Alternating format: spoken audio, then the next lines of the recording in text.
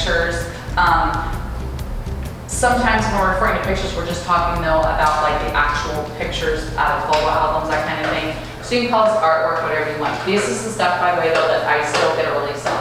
I get it's not a Van Gogh, but I'm getting a release. So this is another reason why you want your nice toolkit put together with the little things, which again, I have a list. I already gave it to you guys. It's printed and on flash drive because you need stuff like this to process this, okay? So I only have one, so we're gonna trade it around, but I'm gonna explain it and then I'm gonna have you guys do it, okay? So obviously this is a combination. These are the little more, I guess, time-consuming things to do because it's a combination of cleaning methods. We have wet and dry, okay? So a lot of times people think, oh, this has a glass on it. I'm just gonna wipe the outside and good to go. Can't do that. It will go up underneath here like you don't believe. And, oh, this is a good one. Okay, I'm glad we came across one of these. This is acid-free paper. Okay, this, you can buy acid-free paper and yourself the glue to be able to do it and take this off and process this in your company. But I don't. You can do it if you want. I don't. So we're gonna actually go take this to wherever the closest local art place is and they'll redo it. It costs about $10. I mean, it's not an expensive thing, but I'm gonna take this off so I can clean it. Then once it's clean, I'm gonna put it on my special handle sheet, take it, drop it off, like right at the end of, probably around lunchtime today, I drop it off, see how fast they can get it. My goal would be, can you get this done right now? And I get it right back to her and may not, may have to bring it back a few days afterward. And I'll have to let her know that that's what we did. You do get to charge for this, extra for this, okay? These are the regular cleans that you're gonna use this for. And you're just gonna pop it. You guys know how to do that, right? You pop it up very carefully, of course.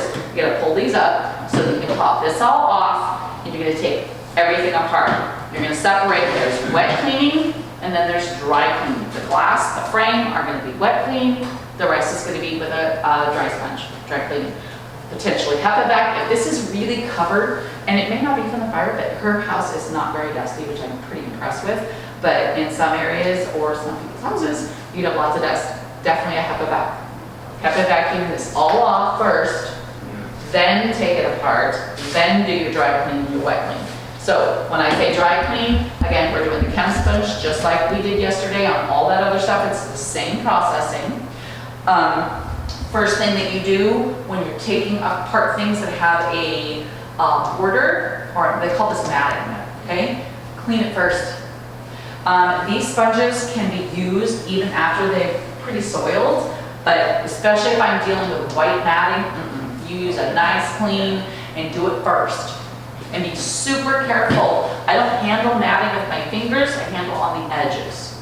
Because you can leave fingerprints, who knows, stuff gets on, right? So this, again, we're gonna take this apart. I would, because of course Matterport doesn't show this, I would go snap a picture of the living room tag, picture of the front, turn it over, picture of the back. Just because this is one of those items. Now, do we have it elsewhere? Yep. Another one. Okay, so this not having glass could be pretty interesting because of the mat. Now, had this been even remotely any kind of worse fire than we were dealing with, this is an automatic replace. Now you take it apart, clean everything, then, and I would clean that too. I would put it back together, take this and any of my acid wraps, after everything again is clean, and even though, because this is gonna be stained, still clean it, put it back together. That way when you take it into your art place, you can get them all done at once and they'll see how it looks. Okay? And then there would be a cost to replace the mat, and then there'd be a cost to do the acid-free. If it doesn't have acid-free wrap on the back, you do not have to acid-free wrap it there. What I will often do is I'll do it anyway, when there's just a few pieces like this, as a nice gesture that I don't charge my homeowner for, because it's only a few bucks to do it per picture. So I'll say, hey, by the way, I went ahead and had everything acid-free wrapped because it will extra protect your items in case you ever, against dust and elements, and if you ever have another fire. Because chances are this was probably done by a family member. Okay? So you can do that, just to be nice, okay? All right, so now we're gonna take these apart, we're gonna start processing. But first, again, we've got how many pieces? 2. Well, that are acid wrapped. Okay, all right, so I'm gonna go get the camera so that we can photograph these. And how about if we do this? Let's have somebody do one without. So the only difference obviously is you don't have glass. I'm gonna photograph these so you guys can just go ahead and get rocking and rolling, okay? All right, so wet clean the glass and the frame, and then dry clean. So, and again, this is just like we did with the books. It might seem a little silly-ish, maybe, because it's right here all on the same table, but you want to make sure your table is wiped clean before you start, which I did. And you want to make sure that once this is all clean, that you put it on non-contaminated area.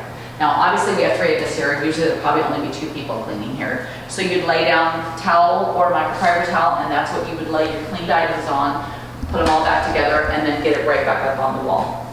Okay? Did you ever have maybe 2 tables? Yeah, absolutely. Yeah, I was gonna say, like, if I've had houses where we've got lots of artwork like this, oh yeah, I'll have a contaminated and clean table. So you'll set them up side by side, and I've got, 2 to 3 people. We're processing, 1 on the end, 2 here, process, and then it goes up here, process, it goes up here, and they're like, this far apart, and now you come over here and put everything back together. And then it stays there until you go hang it back on the wall. And of course, this is for a cleanup place, because if you're back in your cleaning warehouse, that's a win-win thing. This is what I'm talking about when I say our dry cleaning areas or areas that we don't dip. Right. So we've got to have areas you can see set up to be able to process these things. Okay? All right, so you guys go for it.